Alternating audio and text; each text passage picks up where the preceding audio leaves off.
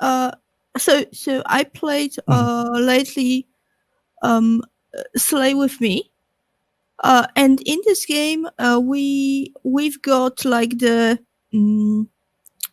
what is it called? Like the phrases, what kind of character you are, and so if I'm an honorable knight, then in the next mission I will be still honorable knight plus my experiences from the last session, and by like repeating this phrase, I'm kind of showing this knight I know knightless knight being a knight again and again, and it kind of doing knightly things like builds the character, what kind of person it is, until it breaks or until he becomes a knight, I don't know, kind of more like a paragon of but there's a change from the initial knightliness.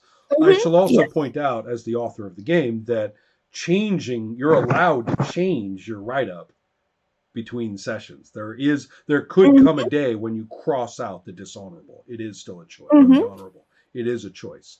But the thing that that interests me is that's if you did not do that, if you kept it. That's what I was talking about a bit before, where sometimes it's good to have something that you don't change, so that the change is always contrasted with the way you were before, and the way you were after is always relative to this first thing. And, we did it with, for example, with mostly with the description. I said that my character has innocent eyes. And after like something happened in the next adventure, I crossed it out, and my other player was like, "Oh, he's not innocent anymore." Yeah, he's not. In playing Slay with Me, that happened, really?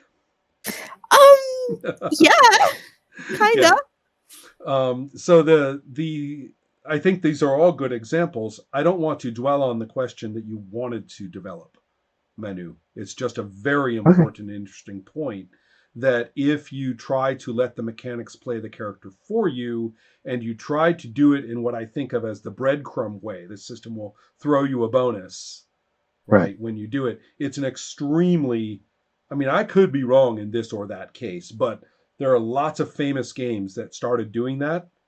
And I think it's a dreadful technique. I mean, again, I'm always willing for a game. I've had things I've thought of as dreadful techniques before, and who knows, somebody comes up and makes up a game where it shines, right? So I'm not going to say that can't happen. But right now, I don't see a whole lot of evidence of that particular thing where we're going to lead with mechanical rewards so that you will play your character, in this way. It's really not particularly satisfying. And I think it kind of petrifies you in being this character. It doesn't inspires you to make change. Well, it's tricky. We're having a little bit of not really a debate, but a comparison of satisfaction with the Shadow of Yesterday. In which you do have that kind of breadcrumb reward, but you can also subvert it. And anyway, so we're having sort of a comparison of experiences to see whether that's fun. But it's a mechanic. Yeah. There's a mechanic in Dungeon World that's called bonds. Right. And you write bonds, and then you'll get an experience point if you played to that bond during play. And there's lots of discussion on the forum, and in my experience whether watching these games, they don't actually get used. Right. Exactly. What happens is the actual relationships show up emergent from what goes on at the table, and they never correspond to what somebody wrote down. The Mountain Witch was interesting in that the character's zodiac sign set up starting trust of more or less with other characters based on zodiac sign, but he specifically said it's just so that we can all start from slightly different places. and that you were expected for the trust to build up or to fail to build up based on what happens. You weren't supposed to stay with that zodiac sign relationship as a guide to whom you would trust. It just was a starting point, which I thought was a pretty good way to do it. Well, anyway, that question aside, I just wanted to finish, if it's okay, before, if anybody's dying to say a thing, that's fine. I have a thing to mention. I mentioned the A word, and longtime role players know exactly which word I'm talking about. Oh, really? Because the question is, what does alignment do? What is the rule for alignment in Dungeons and Dragons? And through I shall go ahead and say it, my 42 years of role playing, if I wasn't playing Dungeons and Dragons, then obviously I was in hobby contact with people who were. And the interesting point is that alignment has become truly the poster child, the emblematic notion of the fixed directive and non-negotiable thing that your character will do and won't do. And when and they even say alignment system to mean some kind of fixed behavior, that this is the way your character acts. You can look at every single print version of Dungeons and Dragons, of which there are many. A lot more than most people think. But it is changed. And if listen though, this is the point. You can look at every single text. None of them say that. All the way back to the beginning. Alignment can change. In the very first set. In the very first set, I think it's vague. But as soon as somebody started writing about it, which was almost like within the first year of the game's existence, if you just had your character act differently, it could change. Now, whether you're penalized for it and all the rest of it, that's another question. But I don't really care. The point is that it can, which by definition, and it's based on what your character does. So by definition, while you are a given alignment, your character can behave differently. Ipso facto. That is the textual rule in Dungeons and Dragons. And I will say that 0.0001% of people who play Dungeons and Dragons know that. Because the word alignment culturally has meant exactly the opposite. So I think people just get focused on the categorical nature. Right. And this is my category and this is where I'm going to be. Right. But somebody had to tell them that. Somebody had to enforce that attitude or that approach at the table.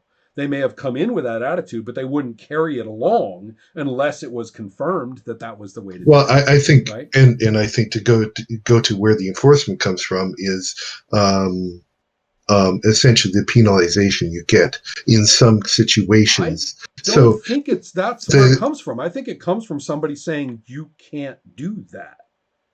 Not you can do it and here's your penalty, but you can't do it. I'm stopping you. Mm-hmm. I have authority over your character's behavior in that zone. And I think that's what the word alignment has come to mean as a hobby standard, as a reference point.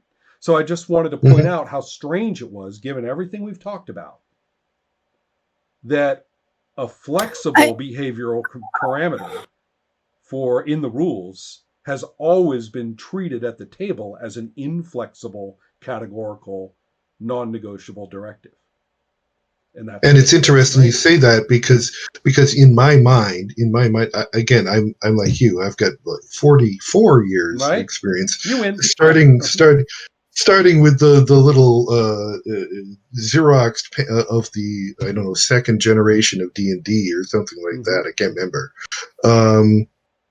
But given your description, I suspect that actually may have been a photocopy of the first iteration at Lake Geneva. I suspect it was. Yeah. Perhaps it was like 1976 or 77. Mm-hmm.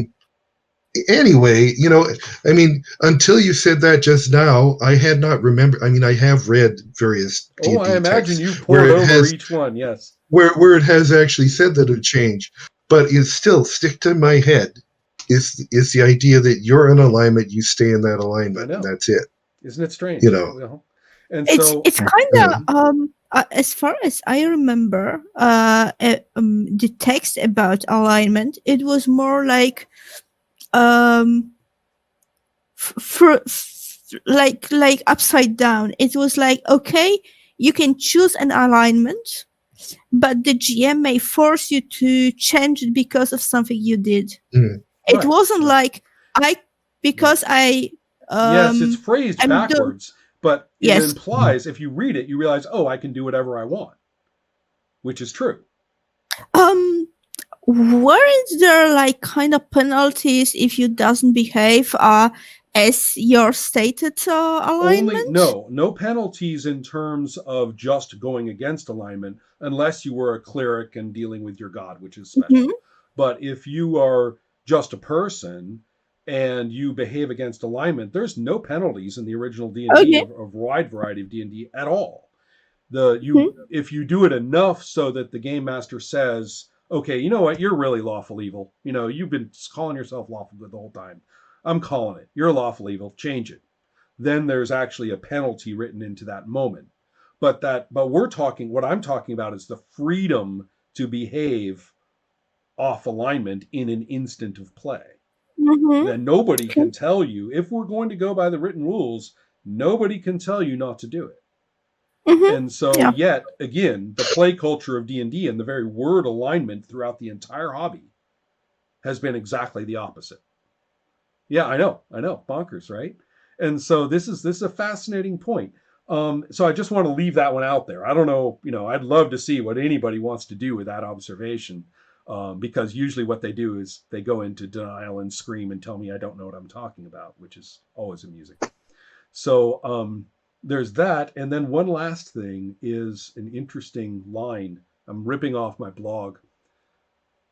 I'm going to quote Pulp Fiction, which is kind of almost like the Monty Python quote, right, of hipsters, right, to quote Pulp Fiction. And there's a point where one character tells another, being a character isn't the same as having character. And the word being a character means that you're quirky and you're weird and have characterization, right? And having character is taking a stand, having a position, and learning what your position is, as Manu says, under stress. But isn't that Aristotle? Yeah, but it's Winston Wolfe in Pulp Fiction, Alan. Mm-hmm. No. Come on. Sorry to undermine your So who cares what that old dead guy said? I mean, come on. So then the point though is that we can also, then I can rip off Sartre as well, where his famous work is Being and Nothingness. So I like to say, let's play with these terms. Let's appropriate these terms, butcher their original meaning in their presentation, and say, being a character, like a character actor. You're funny, you're fierce, you're stoic, you're good at showing it, right? Everybody wants to see, Christopher Walken play the, psycho guy. Everybody wants to see it. Oh, good. Christopher Walken, he's going to play that guy. Awesome, right? That's being a character. Then there's having character, which is what we're talking about, which is that through the process of creativity, we find out what this becomes or means, or that it stays the same, but that's important, that sort of thing. And then finally, there's nothingness, where you're not doing any such thing. You're flat. You're playing you're socially present at the table. You're rolling the dice when told. You're perhaps accommodating expectations of your character, probably just in observing that you have these skills and not those skills. Stuff like that. But really, character-wise, it's a nothing. You have performed the minimum requirement for filling space at a role-playing table, and you didn't offend anybody, so I guess that's okay. So that's kind of what I was thinking about, was those three terms. And when we find it fun, that there's nothing too terrible about just playing a funny character, right? I mean, why not? We don't all have to be, Meryl Streep every damn time. But that it's kind of interesting recognizing that the whole thing about having character can come from a wide variety of mechanical platforms and a wide variety of where the character started, a wide variety of who made up those aspects of the character as opposed to who plays it. That none of those are going to determine the quality of having character, I think. So, any last thoughts on that? Or on anything? Only that often a player past experience in how they've been encouraged or discouraged to have character. Like, for example, in Illusionist or a very structured GM brings the plot kind of world, I think players are discouraged from pursuing having character so that they can come to the table. Look at what would happen to Alexandra. They've been untrained. Yeah. Look at what would happen to Alexandra if she did that in a game like that, right? Yeah. So cool. Thank you very much. I think we're thank you, Ron. Kind of got somewhere, and there's so much more to ask about. Anybody feels as though they got shut down, I apologize if that's the case. And if you think about what was said or that you said and want to develop it, obviously comment, once the recording's up, and we'll continue from there. So, good enough. Thanks, Ron. Everybody. Thanks, everybody. Yeah, take care. Bye-bye. Thank you.